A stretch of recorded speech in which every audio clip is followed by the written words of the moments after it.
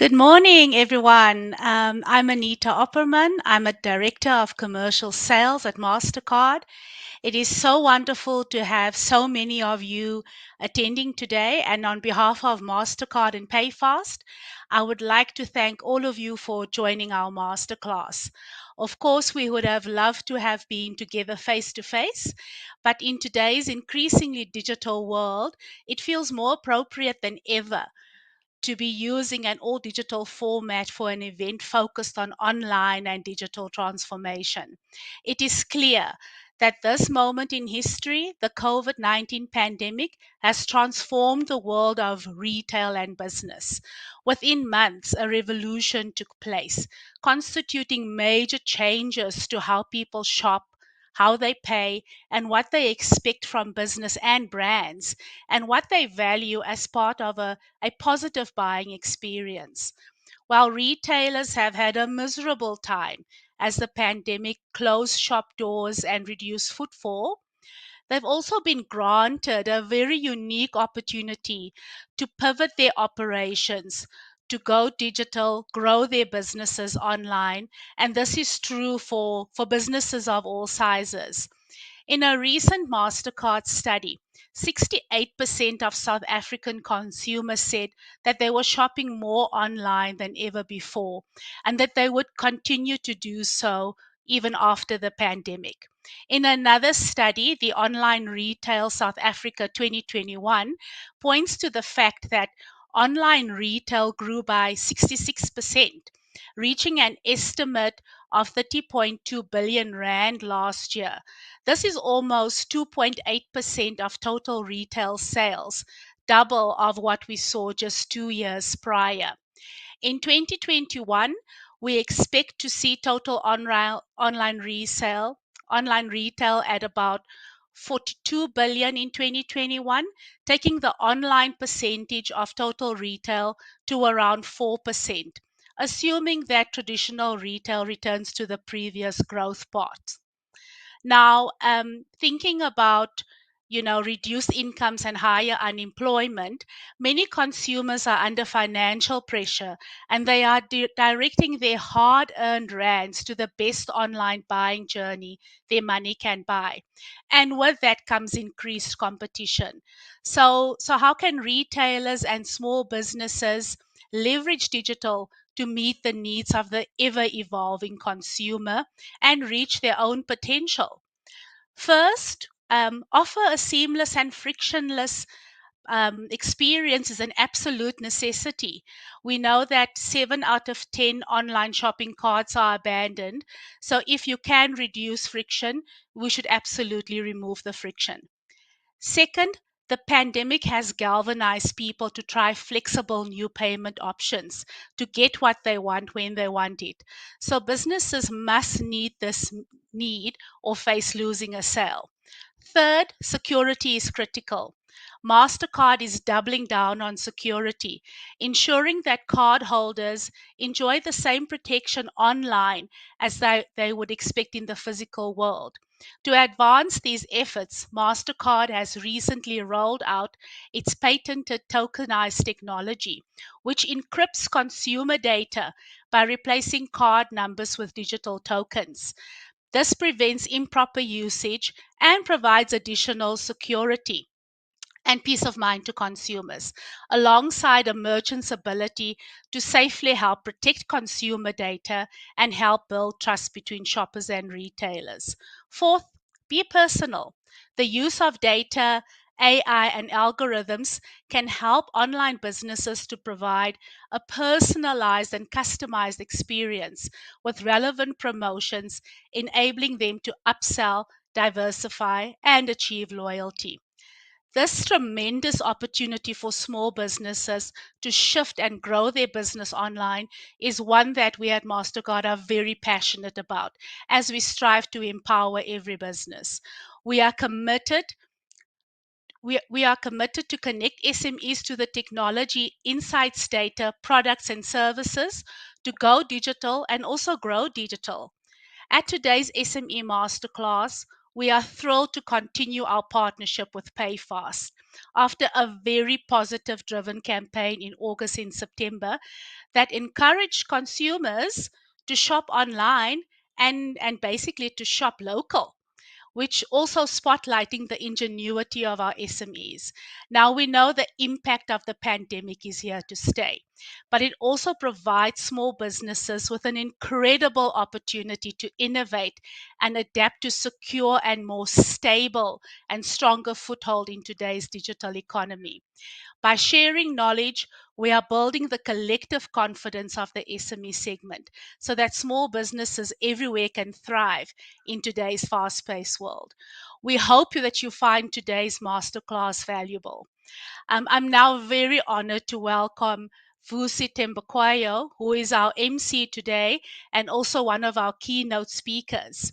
He is an acclaimed venture capitalist, best selling author, renowned entrepreneur, and a global speaker. Vusi has worked in 37 countries across 6 continents, helping leaders make necessary but painful shifts in their business. He has won many accolades over the years, including the GQ Award in 2020 for Business Leader of the Year, thanks to building an extensive free educational platform for entrepreneurs using social media and online learning platforms. Over to you, Vusi. Fantastic. Thank you, Anita, for the introduction. And thank you all for the opportunity to be here with you. I'm adjusting my laptop here as you do, because I just realized as I was jumping into the session that it was cutting off the top of my head. So I'm humbled to be here with you all, to spend some time with you all, to share thoughts, ideas, and learn from all of you in this discussion.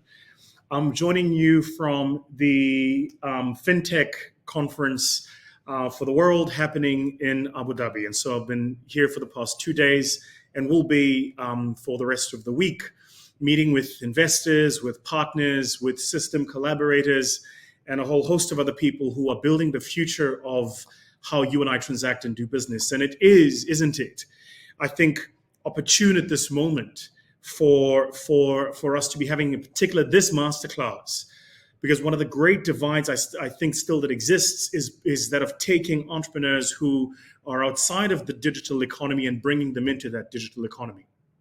Taking entrepreneurs who have not yet maximized the internet opportunity and bringing them into the opportunity of the internet so that they can become a part of how we build businesses for the future. Later on, I will be talking a bit about how do you build a Web 3.0 business. As you know, we've come through Web 1.0, Web 2.0, and now we're living through this era of Web 3.0 where everything is changing. And I'll be talking a little bit about that. And then afterwards, we've got a panel, and the panel will be ventilating even more issues around how you can build your business. But to start us off, we've got Lebu from Lebu Lion, who's going to be sharing with us her own insights and her own ideas into how you build businesses. Now, all of you here know who Lebu is. I don't need to expound upon her name.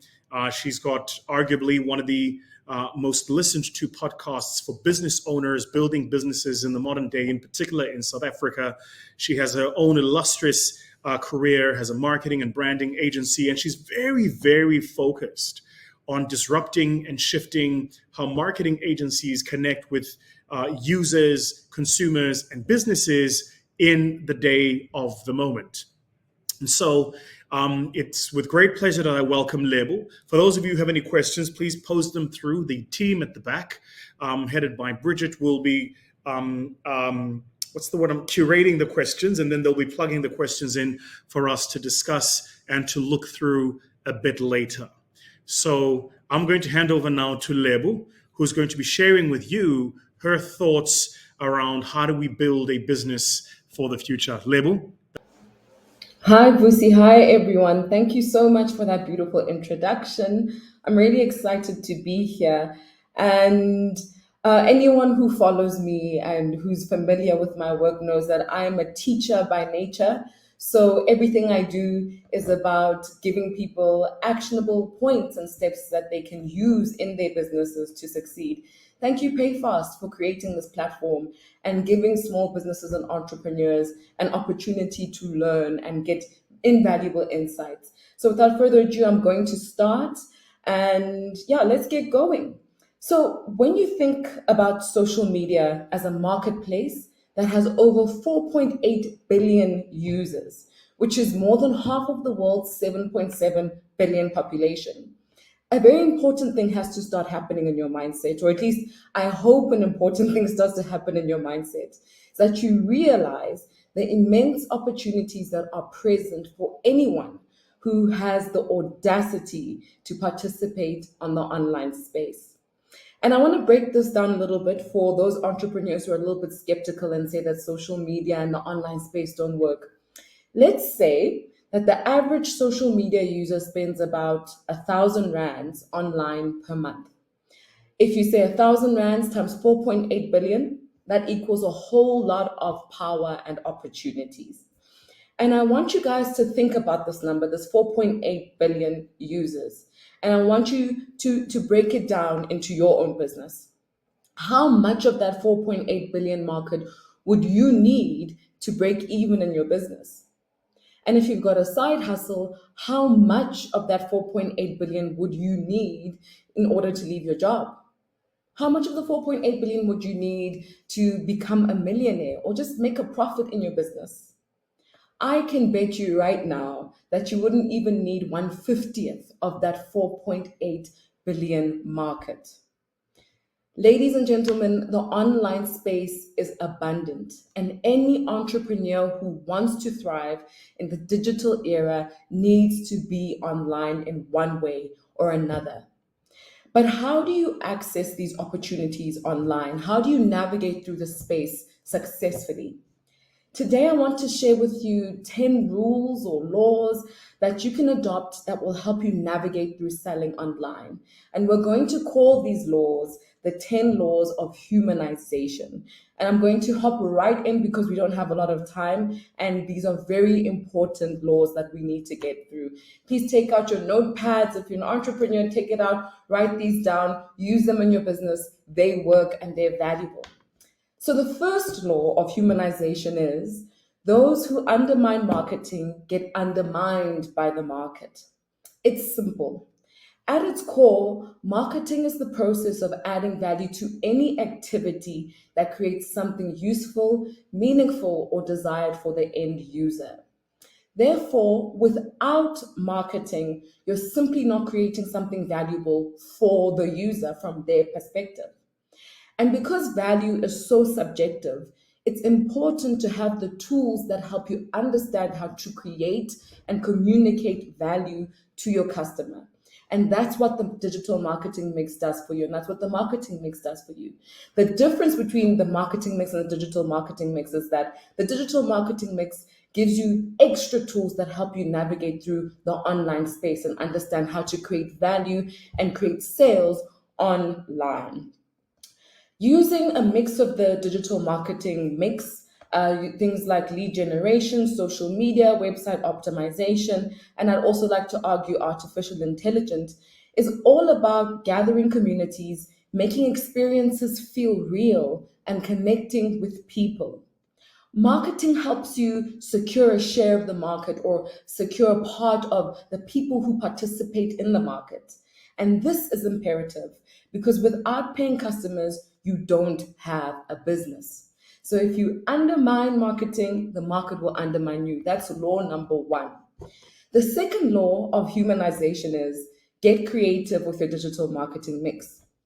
On the surface, digital marketing optimizes the economic utility that a product or service can provide, that are form, time, place, and possession, making it readily available and consumable for the end user. But at its core, digital marketing is all about finding creative and mostly illogical ways to build community or a customer base and create an almost noise free communication channel for your audience, even after you've created a sale. If you think about the online space as a business tool, I would encourage you to look at your social media as a SWOT analysis tool, as a research tool, as a customer insights tool, because everything online literally gives you full visibility of what's happening in the market. So you can go on your social media and see what your competitors are doing. You can see what their customers are doing. You can engage in the conversations that are happening. Online is completely democratized. Anybody can participate and anybody has access to anything that's happening. So it's a great tool for you to use as an entrepreneur or small business, and you use it at a fraction of the cost that you would traditionally have had to if we didn't have tools like social media. So, if you view the online space to its fullest capacity, you'll understand that the potential of its use is limited by your perspective, creativity, and knowledge. The third law of humanization, and I think a lot of people don't understand this one, is those who humanize monetize. The misconception about humanizing your brand online is that it involves having a cheeky Twitter presence that participates in controversial conversations and dabbles in political satire, similar to the Nando's brand. And while we love what Nando's does, and it does it very well, when marketers say humanize your brand, we mean it by the definition of the word humanize, which is the process of making something less unpleasant and more suitable for people. And how do you do this, right? You do this by creating a brand that is relevant, relatable, and a brand that speaks to people and with people and not at people.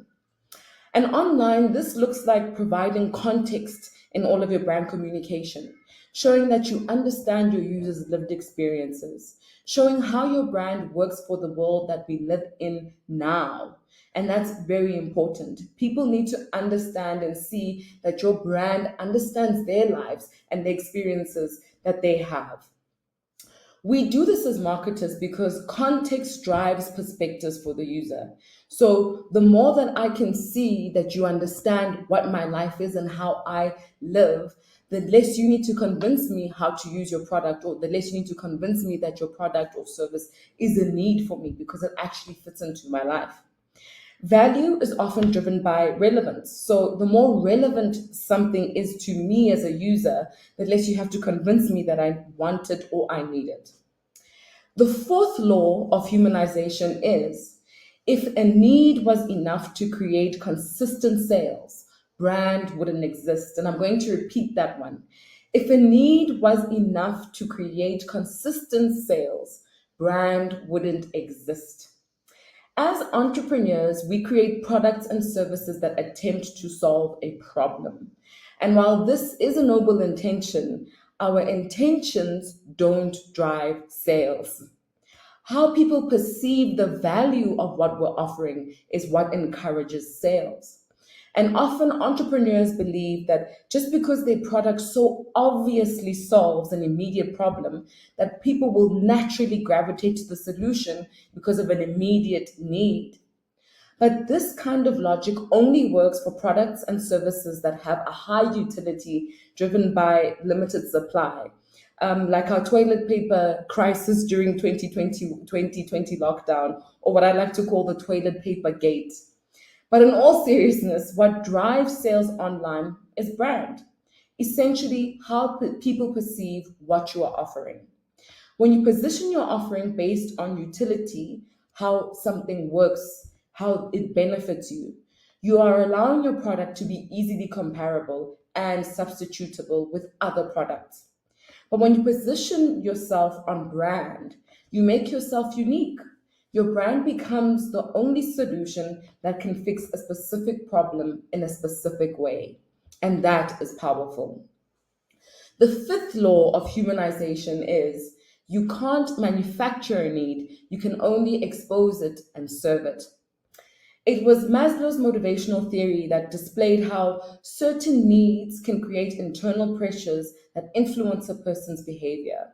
Those needs are psychological, safety, love and belonging, esteem, and self actualization. These needs have always existed and will continue to do so. And I need entrepreneurs to understand that. We're not going to be thinking too hard about, changing people's needs. Needs are the same and they usually stay consistent. So what changes? What changes over time are the solutions to those needs. And that's what creates competition in the market. And that's why any business that enters can be relevant. If a person is in need, they're in a state of discomfort or a state of lacking. Your product needs to address the discomfort. For example, people use filters on Instagram to serve the need and desire to look appealing or beautiful to whoever they're engaging with. Filters did not create a need for people to feel beautiful. They simply served the need that people already had to feel beautiful. Therefore, for as long as there are people on earth, they will have needs. And for as long as they have needs, there are ample markets to serve and room for many competitors. To win online, this means putting equal, if not more, emphasis on the problem as you would on the solution. And don't assume that people know what their needs are or know where to find a solution. Your brand has to communicate that online. The sixth law of humanization is if you try to speak to everyone, no one will hear you. There is no such thing as one single brand that serves every person's need for a specific problem. And I use the word brand very deliberately because even though products may technically serve the same need, the brand differentiates what value it offers and who it offers the value to. Because different people resonate with different brands, there can never be one solution to shared problems. This means that you need to be very intentional with the copy that you use online because the way your brand communicates will determine which people see, relate, and value the message, and subsequently its offering. The online space is incredibly noisy and is filled with messages from hundreds and thousands of brands. Being clear helps you cut through the noise and get seen by a prospective customer. The seventh law of humanization is sales equals community and trust. A simple formula with a challenging execution because it requires you to build a community and trust on a platform that is very vast and intangible. Community is the most valuable resource you can build for your brand online, and I talk about this often online because community serves as a word of mouth hub that leverages on peer to peer accountability and participation in order to maintain a sense of being connected to people who share the same values and beliefs as you. And having those values and beliefs needs to be demonstrated through purchasing your product or service. Trust is created by a product or service that does what it promises to do consistently. The more you consistently deliver, the greater your customer sentiment. The greater your customer sentiment, the stronger your community becomes. The stronger your community becomes, the more sales you can generate, and the more potent your word of mouth becomes. Community and trust matter. The eighth law of humanization is people trust other people. Word of mouth is still the best form of marketing, and it's even easier to leverage on its virality online.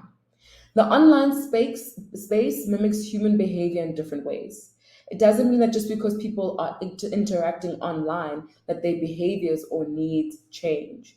People are still people and they trust other people more than they trust the best brand marketing and advertising. People trust other people's accounts and experiences more than they trust anything else. And so, what does this mean? It means that as a business owner, you need to use as much user generated content as possible. Use your reviews, repost, tag people in pictures, use their content on your own feed. Studies show that 74% of customers rely on word of mouth before making any buying decisions. And 43% of global shoppers research products on social media before they go onto the e commerce store to buy. So, what you put online matters. What people say about your brand online spreads quickly and can either create credibility or destroy it. Word of mouth also looks like collaborating with the relevant influencers, thought leaders, and communities online. They validate your brand and expose your offering to their communities, which helps you reach more people and potentially more sales. The ninth law of humanization says be a purple cow. How you're positioned online is extremely important. It can determine whether people notice you and give you their attention or not. And we all know from 2020 that attention is the currency online. The purple cow principle, coined by Seth Godin, is based on the premise that if you're walking through a field and you see a regular cow, you won't notice it. But if you're walking through a field and you see a purple cow, you will notice it and tell people about it because it's something that's outside of your regular experience. It's a shock to the system. Basically, the message here is you need to stand out by being where you are not expected. If you place yourself where your competitors are, you'll go unnoticed in a sea of sameness. But if you position your offering in a place where it interrupts people's regular experiences, you'll secure people's attention or at least interrupt their norm. A great example of this that I saw quite recently was Coalition Pizza. If you go to Jackson's Food Market, you'll see that in the cheese section, they've got one pizza brand, and that's Coalition Pizza. And so it's something that really stands out to you and it feeds the logic so well because anyone who's trying to create pizza at home would be looking for the cheese. And if you go to the cheese section and all you see is one pizza brand, it feels like the only solution or the only viable option because it's right there. So you'll take it. It's easy to notice. And I think they've done a very good job with that. And the 10th law of humanization is small groups are the gold mine. Niche markets are key online because the online space is so vast. Focusing on smaller groups of people helps you locate people who are passionate and excited about what you're offering, specifically the early adopters. It's the smallest viable number of customers that will generate consistent sales for you. The early majority who will help you start building a brand, and the late majority who can help you create a legacy. The key with small, passionate groups of people is that they tend to be loyal to what they believe in, they're quick to purchase, and they're very vocal about the brands that they love. This is the gold mine. And I think that the more we focus on small groups as business owners, the more we'll see our sales growing and we'll see our online stores growing because these people really do push brand really, really well.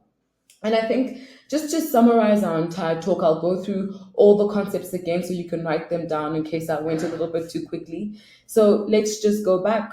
The first law is those who undermine marketing get undermined by the market.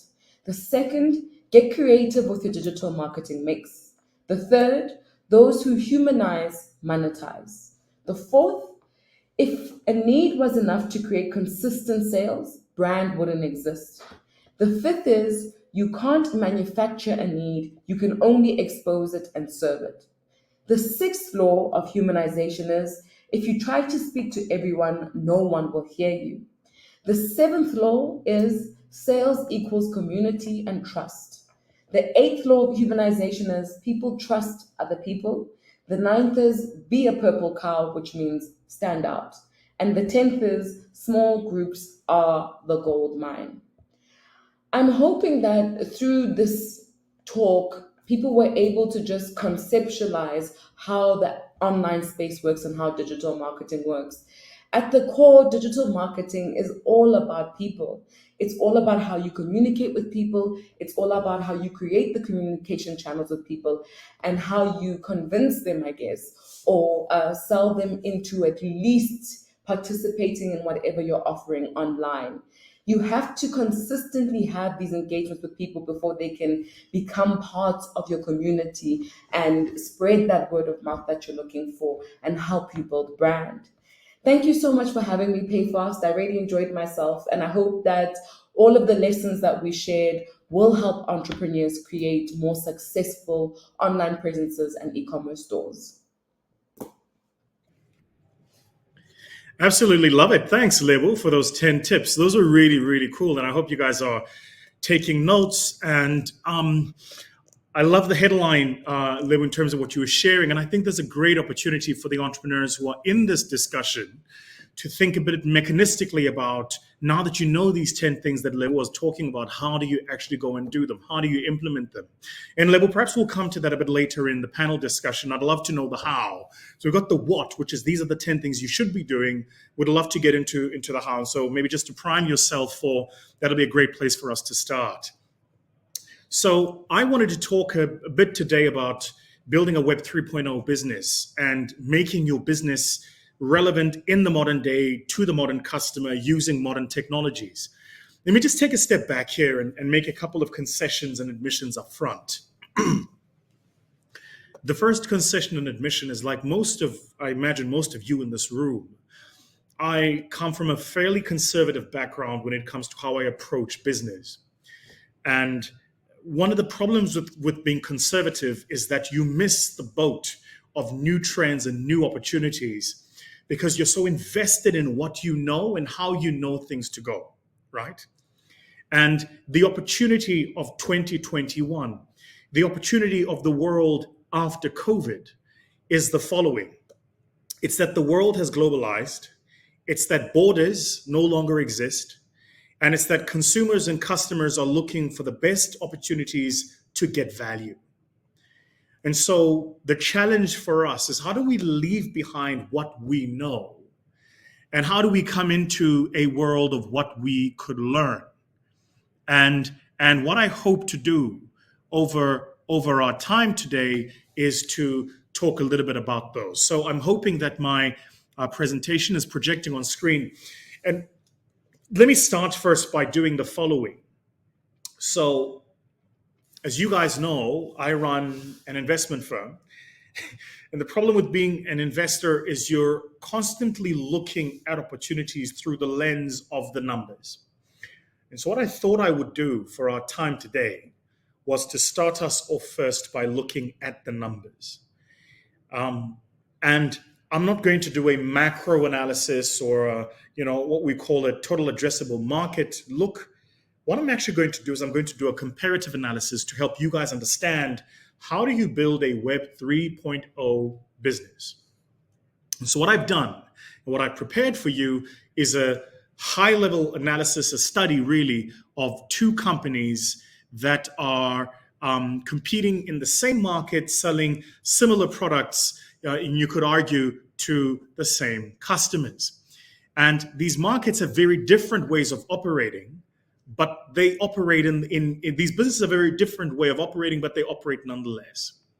And the two businesses, and you're familiar with them, are Alibaba and Amazon. One from the extreme east, the other from the west. At the surface, they really are two businesses that are very similar. They're online. You go onto their online platform, you look for products you want to buy, you buy them, and then they either have, as is the case with Amazon, their own fulfillment channel, or as is the case with Alibaba, partners who do fulfillment. Now that's at the surface. I could spend the rest of the day talking about how it is that they're different, but we're not going to do that. I just want to make the case here about these two businesses and how differently they are built. To understand this then, let's look at some numbers. These are, as by the year 2016, the fundamentals, as we call them in finance, the fundamentals from the income statements of both Amazon and Alibaba. And one of the things you notice is that in this year of 2016, Alibaba was a $10 billion business, give or take. Amazon was 5 times the size at $51 billion. But once you go through the rest of the income statement and you get to net profit, their net profit lines actually look very similar. Alibaba at 1.1 billion, Amazon at 1.6. Here's the question, fellow entrepreneurs. What's actually going on here? Is Alibaba an efficient, well-run business that's generating super profits for its investors and shareholders? Or is Amazon an inefficient allocator of capital? Now, one of the things you need to know before you answer that question for yourself is that just over 2 years ago, the Financial Times said that Jeff Bezos was arguably one of the greatest and most efficient allocators of capital in the modern day. So just so we're clear, this is not a question of the efficiency or ability of Amazon to allocate capital. So it's not possible then that the world's second wealthiest man, Jeff Bezos, is a bad business person. It's also not possible that he's a bad allocator of capital, which means there is something he knows that you and I don't. And that is the point I want to make over the next few minutes. What does he know? What did he know in 2016? What do entrepreneurs, founders, and innovators building businesses in today's world know? What do they know about how a business is built in a Web 3.0 globe that you and I need to learn? What do they know? To make the point, I want you to have a look at this slide. This is since the year of the founding of Amazon. This is its revenue to net income. And you notice that the growth in revenues is exponential, right? In fact, later on it becomes a bit parabolic, but it's exponential in the early days. That's the growth in revenues, but the net income doesn't follow. And again, the question is, why? And the answer is actually quite simple.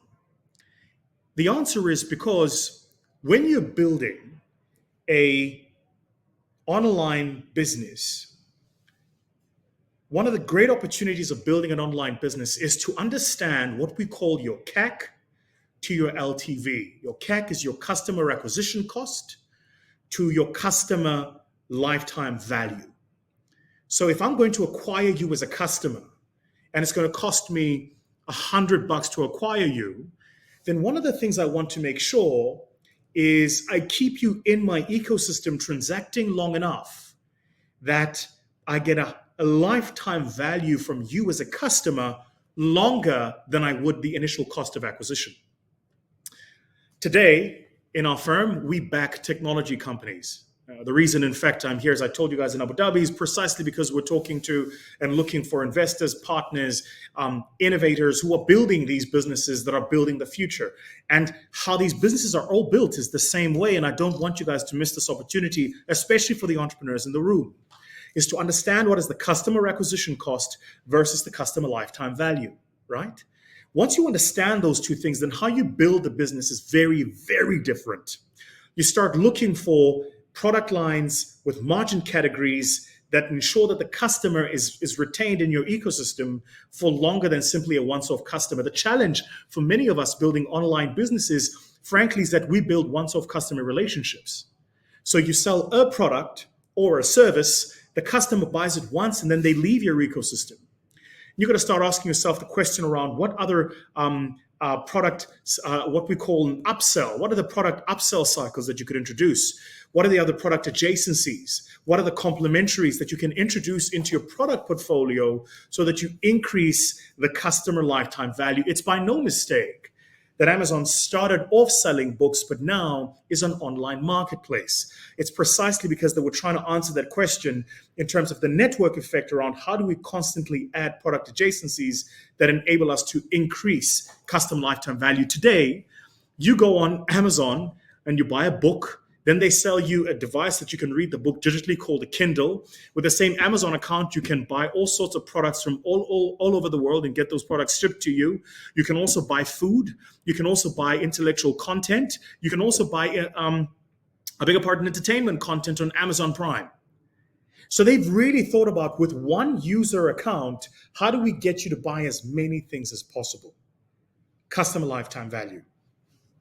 So the question I'd like you to ask yourself, as an entrepreneur building your own business, what's the lifetime value of your customer?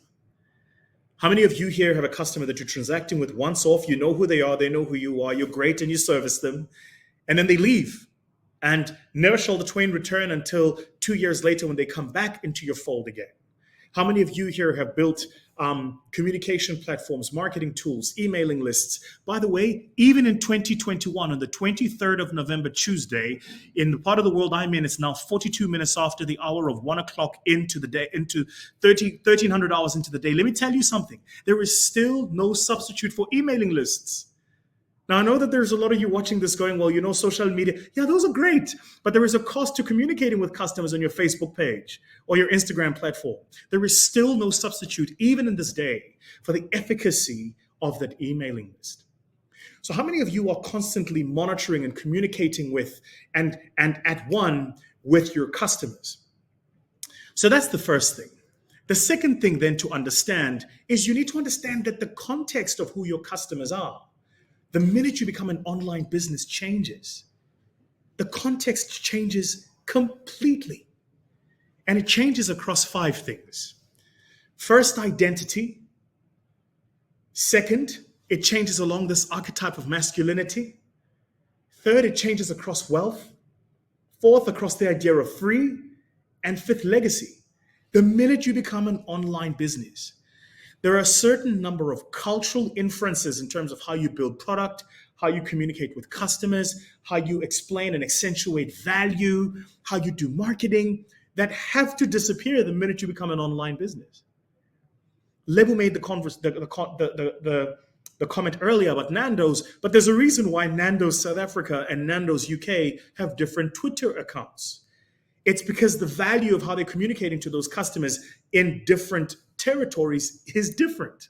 Now, for most of us, you don't have the benefit of ensuring that your brand is across different platforms. I'll give you, for instance, with my growth fund, we're probably the most followed VC firm in South Africa. I know we are in South Africa. We're probably in Africa as well. There's no question about it. I haven't seen any other VC firm that just has the social media following that we've got. Not one domiciled in and from Africa. But that notwithstanding, one of the maturations we had to make the minute we no longer became a small little South African VC firm that was tackling a little bit of enterprise supply development money and skills development money, but actually we became a proper structured institutional VC firms talking to development finance institutions and global funding institutions and pension funds and high net worth family offices. One of the changes we had to make was, how do we sound and what do we say? There's a certain conversations our brand can't be a part of, because those conversations don't identify with the values of the markets where we are now present. And so once you understand identity, it shifts. Archetype of masculinity. The rest of the world, I want to say this and I want to be very clear, is so far ahead in terms of gender association, gender appropriation, that you have to be very, very careful when you're constructing a social media brand and when you're communicating with your customers all over the world. You've got to be so careful, because there are certain fault lines, what I call blind spots, that you can walk into by tweeting something, posting something, saying something that in your part of the world is absolutely fine, but in another part of the world is a complete taboo and you shouldn't do it. Third, wealth, and how the world thinks about wealth. For a lot of us, wealth is still around money. For the rest of the world, the idea of wealth and the value of wealth has shifted and changed. It's now a lot about time. It's about relationships. It's about doing work that has meaning. And so as you're building your business, your product portfolio, your shop front, and you want to transact with customers, you need to look for, what does wealth look like? Wealth for the traders in the Makata market just outside Thohoyandou. I think it's the Makata market. I probably am saying it wrong. I haven't been there for some time. But just outside Thohoyandou, as you drive out of that market where Abu Mama stand into the market that's been built to them by the local municipality and they sell their wares, wealth for them is a very different thing to what it is for you and I. Very different. And so when you're constructing your shop front, your communication, you want to be making sure. Then the idea of free is such a powerful one. And I still, to this day, worry about how few entrepreneurs understand the value of using free to build strong customer relationships, right? Free is a great way to get people to experience, experiment, and understand what you're doing. So the question I have for you is, in your product portfolio, what are the things that you are doing to bring customers into your world of products and portfolios and experiences so that they can actually transact with you? Too many of us are looking to transact the customer first rand, first dollar up front, rather than thinking about how do I bring them in on free and then build value, this idea that we call freemium. So how do I bring them in on something that's free and say, try this? And once they've tried it, then convert them into a customer. Now that free, that's the cost of acquiring the customer, the thing we offer them for free. Any of you here who've ever gone to try and create a Google AdWords account know that one of the things Google will do is they'll say, thank you so much for creating your new AdWords account. We're going to give you $500 into your first Google campaign. $500 into your first Google campaign, you're like, oh, that's great. So you start trying the campaign. But to claim your $500, you then have to enter your credit card details. And I'm hoping, of course, that you are using the right credit card company, if you know what I mean. You have to claim your credit card. You have to insert your credit card details, because immediately after the $500 is spent, what they start doing is laddering you up so that you are now becoming a customer of value. So really think about, how do you accentuate this idea of free? Legacy, we don't have much time to get into. So here's the point that I want to get into. Most of us still think of our customers in the demographic. Most of us do.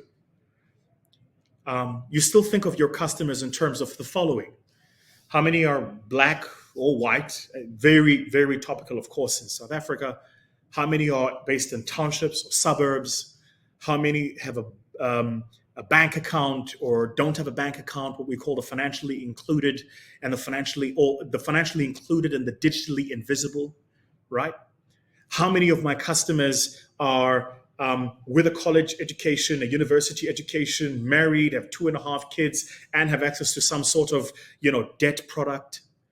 A lot of us are still thinking, we answer that question, how many? But your customers have shifted. Your customers are not only a demographic, today your customers are also a psychographic. This is so important. I want to pause for a moment and just spend some time on this. Today, there's a kid living in Diepsloot, wearing headphones over his ears, with heavy set jeans. He's 11 years old. He's got these heavy boots, a t-shirt that's 4 sizes too big for him. He's got Volcano headphones over his head because those are the ones he can afford. And if you talk to that kid, he sounds like he's from Brooklyn, New York, but he's never left Diepsloot. Today, as we speak, there is a young person living in, I'll actually give you a live example. There is a young person living in Swakopmund in Namibia who knows more about fiat, cryptocurrencies, altcoins, NFTs, exchanges, and the global monetary system than many young people graduating with a university degree in BCom. Because what the internet has done is the internet collapsed demographies into a psychography. So today, I have the privilege of having followers from all over the world because of the internet. And those followers, by the way, are from, when I say all over the world, like I'll get an inbox from somebody who's in Kuala Lumpur. And then right underneath that is an inbox from somebody in Sri Lanka. And then underneath that is an inbox from somebody in Kunu in the Eastern Cape. And all of them talking about the same piece of video I might have released or piece of content I might have released. And they're going, wow, I watched that and it really changed the way I think about my life or my business. Because people are no longer a demographic. They're now a psychographic. So what that means is we are all converging on the base, and so important, we're all converging on the base of values. Values. So your customers are converging on the base of values. So if you want to market to a customer, unlock a customer, grow into a new market, rather than ask yourself who is in that market, ask yourself what are the values of the people in that market? What's the stuff that they identify with? What's the stuff that they like? What language do they speak? How do they see themselves? Once you pull together the understanding of your customers on values, the game changes. So today, if I'm marketing a new way of doing business, a new fintech platform, the way I want to be talking to my customers is a lot more on the base of values rather than the base of demography. So I've said a lot. We're going to jump into a panel. But before I move on, let me close by saying the following. First, we spoke a bit about building a Web 3.0 business. And the point I made, I showed you Amazon, I showed you Alibaba, and between these two, I showed you how differently they've been built and what their financial statements look like. And then what I did is I said to you, if you want to build a Web 3.0 business, you need to understand CAC versus LTV, customer acquisition cost versus lifetime value. We just don't have enough time for me to get into all the other bits, but those are the two most important bits that you need to have at the top of mind. Then I said, but understand too that value is shifting and changing. Then we moved on and said, well, how is value shifting and changing? And I gave you those 5 things. Then we moved on and said, if value is changing around these 5 things, then your customers are also changing around not only from demographic to a psychographic. So now I'm going to share with you what I call the 4 laws. And I promise you, Lebu and I did not meet before this to say, you tell them your 10 laws, I'm going to tell them my 4 laws. It didn't happen that way. But I'm going to share with you what I call the 4 laws of how you build a business in this Web 3.0. Law number 1 and law number 2. Law number 1, find the truth, not your version of the truth. Yeah? When you're looking and analyzing a new market, a new environment, and you want to sell a product, to introduce a product, to augment, or any of those things, you need to approach that market with a sense of humility and with a sense of, I just don't know. The problem with too many of us is we infer into the market the things we believe already. Then we look for the evidence to support the things we believe. Why don't people have access to financial services and products? Oh, it's because these people aren't literate and just don't want to buy. It could also be that those financial products just don't speak to those people in a language they understand. It could also be that those financial products don't offer value to those people in the way those people understand value. It could also be that those financial products are constructed by people who are foreign to that environment, who don't speak the language of that environment, who have no equity or credibility in that environment. So approach it with a sense of, I'm willing to learn rather than I know everything. Law number 2 is aim to be the best, not the biggest. It sounds counterintuitive, but I think too many of us are trying to build a business to be scale. And scale is an outcome. It's not an input. If you want scale, then you've got to be the best at something. Being biggest is a function of being best. Being best doesn't mean you are the biggest. I hope you understand those two things, right? So if you are the best at something, you have the opportunity to be the biggest at it. But just because you're the biggest, it doesn't mean you're the best at something. There are too many companies that I could mention here who even to this day are the biggest at something, but they are an absolute nightmare to deal with. Some of you here are hoping that you don't get load shed. That's all I'm going to say on that, comrades. Then we're going to move on. But you get the point I'm making. Scale is not a function of, it's not an indicator of how much value you're adding to society. Law number 3 and law number 4. Law number 3 is vision excites people, not numbers. So for those of you here, entrepreneurs who are scaling businesses and adding team members to your business, I pray and I hope that you've got a dead set on understanding of what is the vision of the business that you're building and why you're doing it. Rather than, I'm going to make so much money. Have a clear vision. What are you doing? Why are you doing it? Who do you want to impact? What do you want to shift? What do you want to change? Absent of you, how would the market be poorer? Absent of your product, how would your consumer be less served? Have a clear vision of the value that you're bringing. And finally, lead by the business case. Too many of us lead by the things we know, by our own training, our education, our socialization, our psychology. Leading people and leading a growth business is about understanding the business case. And sometimes the business case we had in the past isn't the business case of the future. And what you want to do, what you're hoping for yourself, is that you can build a business that is a business that would add value into your customers. And to do that, you've constantly got to look at, well, what is the business case of this building, of this business that I'm building? So those are my thoughts. And that is the presentation I had prepared.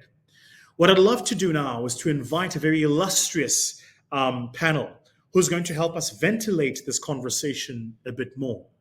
And we're going to be talking in this panel about seizing this moment and uncovering growth opportunities for digital entrepreneurs. Joining us, you met her earlier, is Anita Opperman, who joins us, of course, from Mastercard. We've also got Celeste LaRue, who's going to be joining us from Made by Artisans, and Colleen Harrison, who joins us from PayFast, and of course, Lebu will be joining the panel as well. What I'd love for you to do, if you're an audience member, of course, is to ask questions to the panel. And the panel will answer those questions once they have been curated. And then after that, Colleen from Mastercard will close for us with a few thoughts. So, ladies, thank you so much for joining us for this time, for this opportunity. I would love for us to open first by just getting a sense from each of you ladies about what you feel are kind of the top 3 things digital entrepreneurs need to know about building businesses post-COVID in 2021. Colleen, let's start with you. Thanks, Vusi. I just wanted to say I loved your presentation and levels. I think we've learned so much. It's been incredibly valuable. I've certainly learned a lot. So I'm hoping that we can, in this panel, give what is due to the audience and give them some more advice. What we've seen at PayFast is obviously an incredible surge in e-commerce since lockdown started last year, March. And I think something important to note is that it's not saturated. There's this idea we doubled, Anita mentioned it earlier, we doubled from 1.4% to 2.8% our share of online retail sales of the total share. But in South Africa, we're still well below the global average, which is actually 19%. It depends from country to country. China is leading the way and is expected to actually have more than half of their retail sales be online this year. So incredibly wow. Powerful there. But if you look to the UK and the US and Australia, you're looking more in the teens. But still, we've got a lot of growth to do. So we're on 2.8%, expected 4% this year. And I think the takeaway there is there's so much opportunity for growth here. So don't think, oh, it's a saturated market. How am I going to stand out? How am I going to build a business? There's already so many e-commerce stores out there. That's not at all the case. There's plenty of opportunity in South Africa, and there's amazing work done here. And we have wonderful startups coming up with innovative ideas. And we're also starting to have more of a support system. And, the courier companies are being quite innovative in the things that they're coming up with to support the growth of e-commerce. So, there's amazing work to still be done here. Absolutely love it. And one of the things you said, this idea that retail, 50% of retail in China will be e-commerce is, I don't think people understand just the quantum of what that means, how many transactions, and of course, in terms of digital visibility, how many data points, and then in terms of the real economy, what that means in terms of fulfillment and getting goods actually to customers. Love that. So thank you so much for those insights. Celeste, so you've got a bit of an interesting journey, Celeste. You've done something very interesting. I'd love for you to talk to us a bit about what it is that you've done. But most importantly, Celeste, if I'm going to be selfish here, is I'd love for you to tether not only what you've done to, but what is like the lessons that the entrepreneur watching this can learn from a little bit about your own journey. Hi, well, thanks for having me. I would like to continue on the growth point that Colleen mentioned.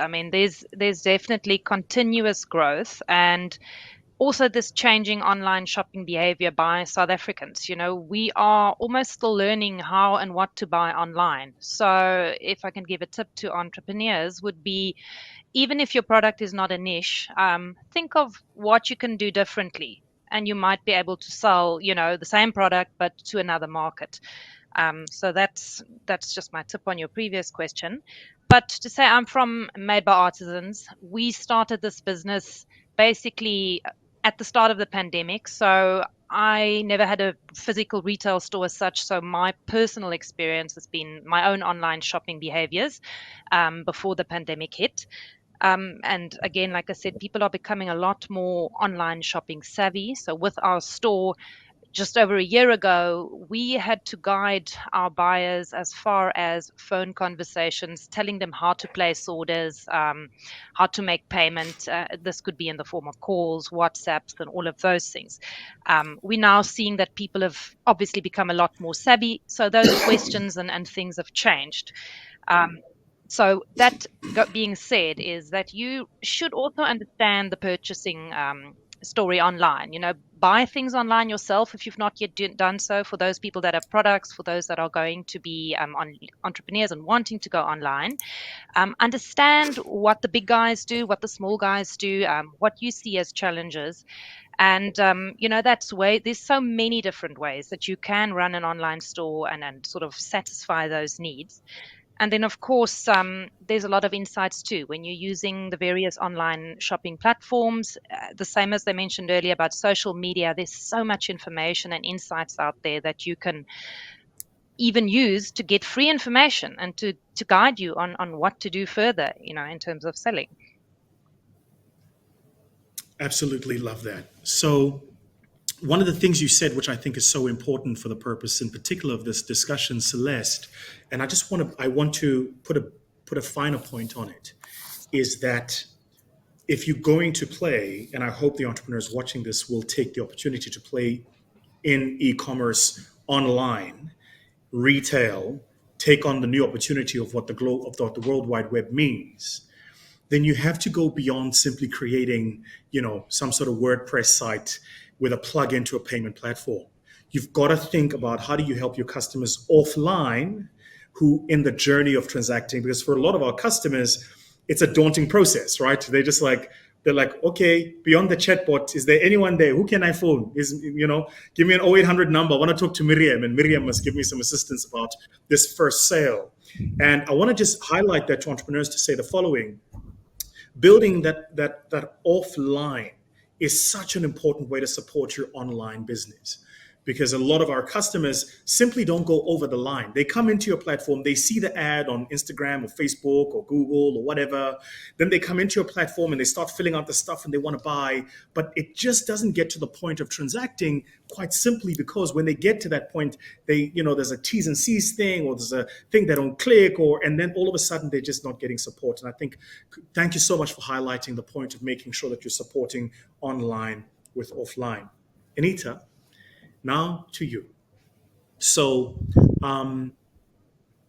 I am, I'm invested in this, like, amazing. By the way, Anita, in the presence of everybody in this conversation, 424 people, you are now sworn into a covenant to meet with me after this, because I'm invested in this, like, really, really cool platform called Buy My Stuff. And we built it immediately after the looting. And the idea behind it was to take the digitally invisible and make them visible. So we put some money down and we invested in these guys. It was supposed to be a beta test. And between then and now, we've had 40,000 different people list stores and over 3,000 unique transactions. And so now I'm going to the team. I'm like, wait. It's not a beta test anymore, guys. We are now at MVP. Let's just wait a little bit. So, I'm now swearing you into a covenant with everybody watching this conversation for us to take that conversation a bit further and see how we could work together, certainly with yourselves and even yourselves at PayFast. But the question I wanted to ask you, Anita, was the following: there's a lot said about the e-commerce online opportunity. At the end of the day, what's the thing holding back founders and entrepreneurs from building online businesses? If you were to give me one thing, what would you think it is? If I think about, when we went into the pandemic, what we were faced with, and we were all kind of re-evaluating, how do we approach the segment, how do we help And how? entrepreneurs, and it was tough, and what we found was what was, I think, a big stumbling block, as we saw, a lot of SMEs were not really ready to go digital or to pivot their businesses online. So I would say, for me, it's really that urgent sense of immediacy. you know um, the way consumers shop have changed. over the last year. We can't deny that. What we expect from a buying experience is completely different. Before the pandemic, we were like, oh, well, it's going to take 5 days for this item to be delivered. Customers don't want that anymore. They really have this urgency and, like I said, the sense of immediacy, that new apps like Checker 6060 or Bottles have actually brought to the table. It's, almost that instant gratification that customers are looking for. And what I would say, as a takeout, is think about your customer journey and the real value that you want to add, to a payment experience. So I'm going to go over to the panel questions now, and to the questions that are coming through from the audience. And to the audience, please post your questions. We've got Bridget and the team behind the scenes who are moderating the questions for us. They're really, really cool. I'm watching some of the questions. The first one, I want to answer this very quickly. I don't want to hog the time, but it says, Vusi, explain the archetype of masculinity. It's actually quite simple. Most people are not aware, but the third largest hoteling group in the world today has decided to do away with gender identities in their lobby toilets. When you go into like a hotel, in the lobby, they'll have bathrooms, what the rest of the world calls washrooms, and they're typically male or female. The third largest hoteling group in the world is saying they're not doing that anymore. They're reconfiguring all of their bathrooms globally to become unisex. The question you want to ask yourself is why. They had a very influential person who flew in on a tourist experience into their hotel. And of course, as you do, the people give feedback, and this person gave feedback and said, love the hotel, love the staff, love the experience. The whole experience was amazing. But I had a friend of mine who came to visit me. She had to wait down at the lobby because I had meetings. And this person couldn't use either of the bathrooms because they don't identify as either male or female. And so this archetype of masculinity quite simply means, it's the thing I talk about values, right? It's like, there's certain things we take for granted, but when you're building a global business, you're building a global business. So you've got to be very careful not to speak things that for you are just how you say things, but for the market you're marketing into, there could be cultural taboos and things for you to think about. Right. So I thought maybe just to accentuate this point. Now the question to the panel, and Colleen, I'd love to get your thoughts on this, which is, here's a question here that comes. And the question says the following. It says, if I'm building my business, and I'll kind of read it, I'll extrapolate without reading it verbatim. What are the pitfalls I must be careful for as I'm building my strategy of going online? I suppose what this person is trying to say is, how do I make sure I don't lose my money, right? Because I ain't got no money to lose. Okay, yeah, that is a very interesting question. So I think for me, it's really important that when you start out a business that you actually have a plan. So you need a roadmap, right? You need to have a business plan, and you need to know where you're going. You also need to decide at what point are you going to break even. So am I going to invest X amount of money and continue up to that break-even point and then turn a profit and obviously build my business organically off that? Am I going to seek investment? So where's this capital going to come from? Am I going to continue my full-time job and invest monthly part of my surplus salary into building this business while I run while I have my full-time job, and then quit my full-time job when my startup takes off? So you need to have a plan about how you're actually going to go about building this business. And then important is in that plan, what are you going to spend your money on? So are you going to bring in consultants? For example, there was a lot of talk about marketing. Obviously, Lebo's fantastic tips on the 10 rules of humanizing your brand. So are you going to do it all in your own hands? Are you a marketer? Can you wear that hat? Do you have the time to wear that hat to bring traffic to your website and then convert those visitors into customers? Or are you going to outsource that and actually rely on the expertise of other people to help you build your business? And these decisions, you need to actually have a proper plan. Are you going to break it down? What will you spend that money on? Because I think as entrepreneurs, entrepreneurs think they, initially they have to do it all themselves, obviously, because you don't have a lot of capital to run with. But you can actually speed up building your business if you do rely on the expertise of others and bring those in early on. And your break even and your profitability in that business will come in much quicker if you bring the right expertise on board. Celeste, please let me abuse you by asking you two questions in one. And I'm going to point these questions at you because I imagine you've Yes. faced both of these questions. The first question is the following. It comes from Marika, and she says the greatest problem is courier costs. And that's not a word of lie. That's not a word of lie. You know, fulfillment is still incredibly expensive. Unless you're on one of the major online e-commerce platforms, you could find yourself in a situation where, frankly, the cost of fulfillment is higher than the cost of the product itself, right? And so, kind of the economies of scales don't wash out there for the customers. And I'd love to get your own thoughts around how entrepreneurs could perhaps think a bit about that. You know, so first question, and then the second question is it comes from Tabang. He says a lot of SA consumers have been scammed since the pandemic. And I suppose the comment really leads to the question, how do I make sure that I don't look like another scam artist? Celeste? Absolutely. So courier costs certainly was something that came up for us in the early days as well, especially when not many people were buying. The idea of having to pay to have something delivered was just unheard of. I mean, even personally, I would always aim for a free delivery, you know, even if I had to buy something extra. We did a local fee at some point, which we noticed helped a lot when there was some resistance. But I have to say, over time, we have found a lot less resistance in terms of shipping costs.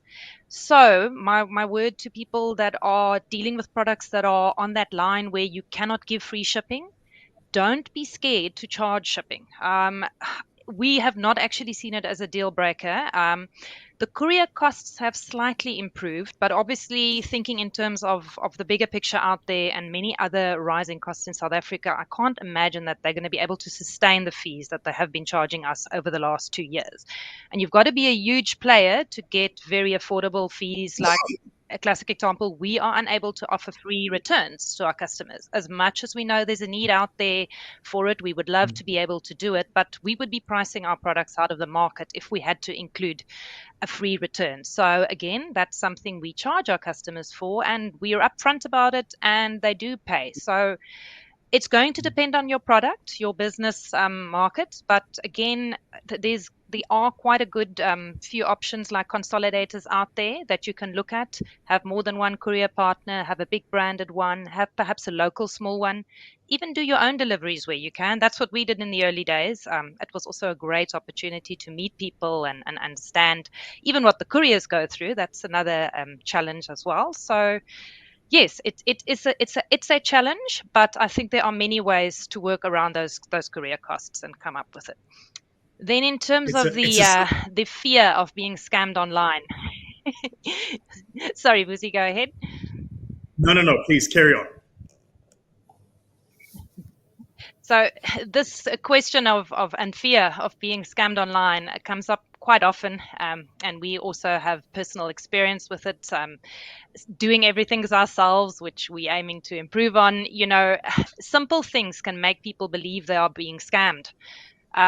Missing a phone call, taking too long to answer an email. Those are the very basic things. And I think it's because, again, the South African e-commerce market is still new.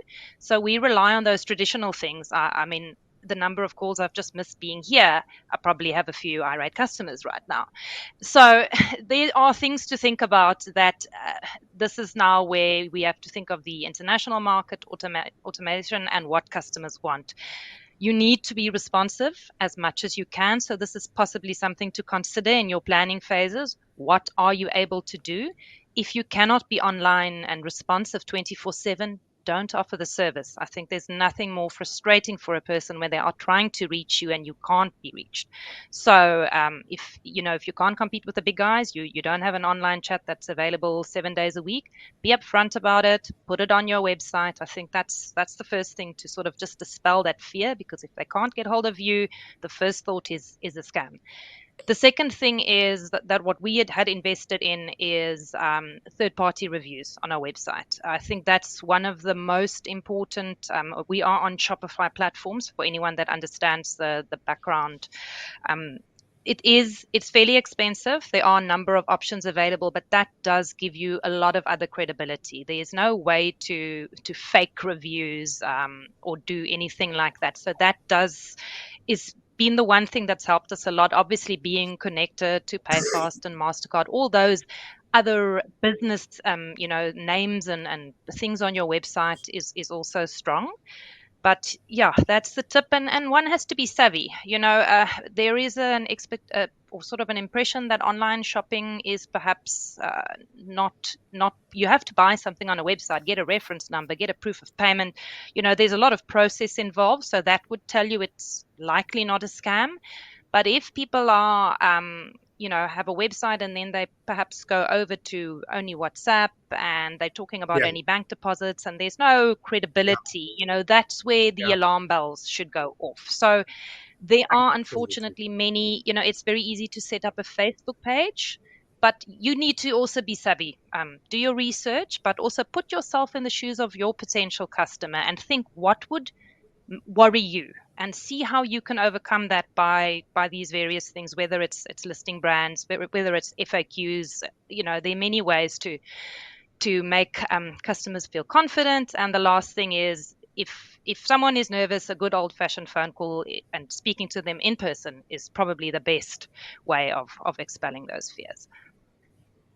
I think just on that, and Anita, I want to come to you in a moment to talk about what I call the snow informer effect in tech. But just to support the point made, Celeste, I always say to entrepreneurs, the point of origination has to be the point of transaction.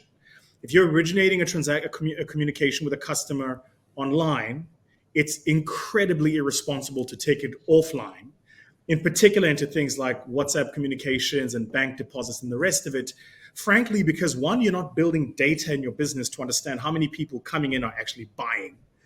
Two, because a lot of the tools, and you spoke about Shopify as one of them, but a lot of the tools to do this actually are already they're available. You just plug and play, really, right? We've been using PayFast, for instance, in our business for me to sell books.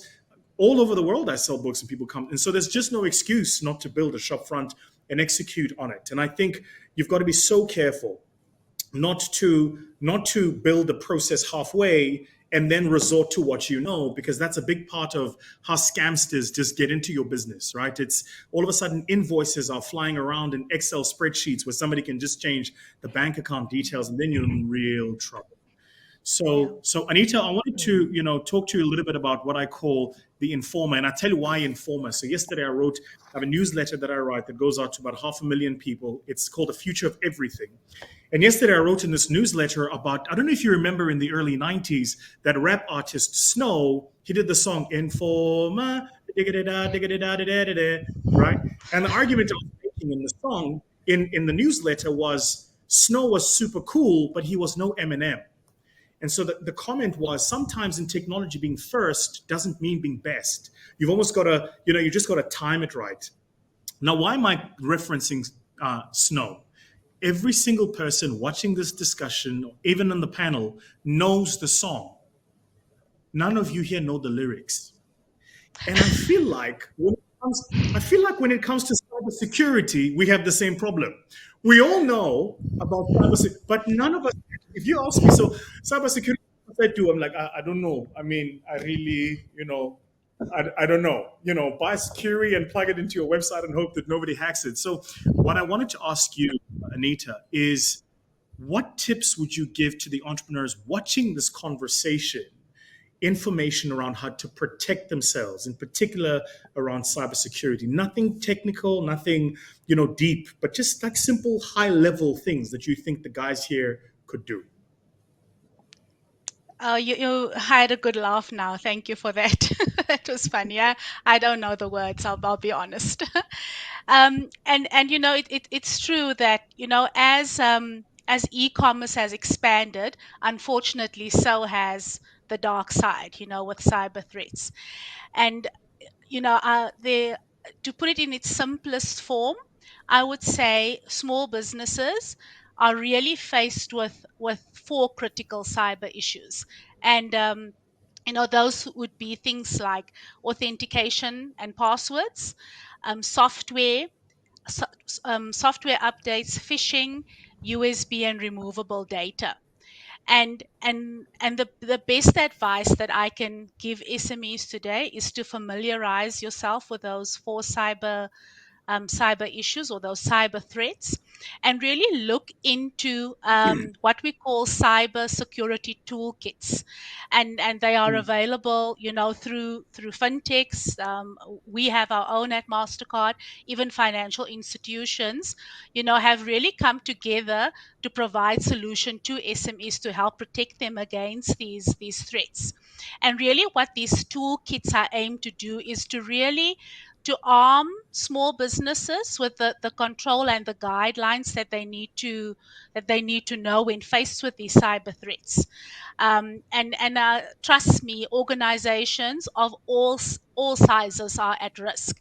But what has really happened over the last year, as SMEs were trying to, rethink how they manage their business, they may have let their guard down, in terms of looking at, the cyber risks as well. And like I said, there are a number of industry heavyweights that actually get behind this. And we're happy to also share details, with the people attending here today, just around some of the cyber readiness programs that are available. And those are all kind of aimed at, you know learn the lyrics. What is this all about? How do I arm myself? How do I make myself aware when those invoices come through, that's just in an Excel spreadsheet, they're not protected in any way? What can an SME do to actually protect their business and even their personal information, from getting exposed to these cyber threats? Brilliant. I'd like to ask Lebo a question, and Lebo will join us in a moment. There are a few questions that flurried in. And so thanks, ladies, so much in the panel. Lebo, I'd love to just ask you, this is such a simple question, but I think it's so important for everybody watching this discussion, in the conversation. You spoke a bit about humanizing your brand. And the question is the following. The question is, can you over-humanize a brand? I suppose the elemental risk there is, can you do too much? Lebo, what are your thoughts? Hi, Vusi. Can everyone see me? I'm not too Uh, sure. Indeed. Okay. Yes. Thank you for that question. I saw that Lebubule asked it, and I think it's a great question. A lot of people would say that there is such a thing as over humanizing your brand. But if we look at the definition of what it is, making something less unpleasant and more suitable for people, I don't think you can overdo that. And if, as an entrepreneur, you're worried about over humanizing your brand, I think you need to start trusting your community and your customers more. Because if you are a business that's truly listening and providing real value, you will see and hear what your customers are saying they want. And you'll keep iterating your offering and iterating your business as you move along with them on their buying journey. So I don't think you can over humanize your brand, but I think we can definitely be very superficial in how we humanize our brands. So I think a lot of people will look at like the Nando's Twitter account, for example, and say, this is humanization. This is how you humanize your brand. And so we think, if I speak like a person, then I'm humanizing my brand. And that's not humanizing. So if you're going to be superficial about it, then absolutely you can do it wrong. But if you're doing it the right way, I don't think you can overdo it if you're listening to your customers and making sure that in everything you provide, it's part of giving them the value that they're asking for, the value that you can see from the insights and all of the intel that you're getting on your platforms. Great. Thank you, Lebo, so much. And, I think we've had a fantastic discussion that brings to certainly a close our conversations here today. And I'd like to hand over now to Colleen Harrison, again from PayFast, who will close for us this conversation. For the entrepreneurs, those of you who've attended this discussion, I know that the team who've put all of this together from PayFast, as well as the team from Mastercard, will be sharing other resources with you post this point, just to ensure that you can take things further. The conversations around, online toolkits, and a lot around what you need to do to make sure that you're part of the digital collective that's building their businesses for the future. Personally, I can't stress enough how important it is to make yourself digitally visible. It's a huge opportunity. And in particular, in Africa, notwithstanding even the rates of proliferation around access and cost of data in South Africa, it remains a huge frontier market. And so, I want to encourage all of you entrepreneurs in this conversation and in this discussion to really think a bit about how do you become part of the digital revolution. I speak from experience. We've had to do it across funds, across a whole host of things, and I cannot stress enough how important it is to do it. So let me hand over now to Colleen, who will close for us from this conversation. Colleen? Thanks, Vusi. I just want to say thank you to Vusi and Lebo for really amazing insights, and all the panelists who joined and everybody who attended online. I think it was really worth your time and worth your while, and that you gained amazing insights by joining our SME Masterclass webinar.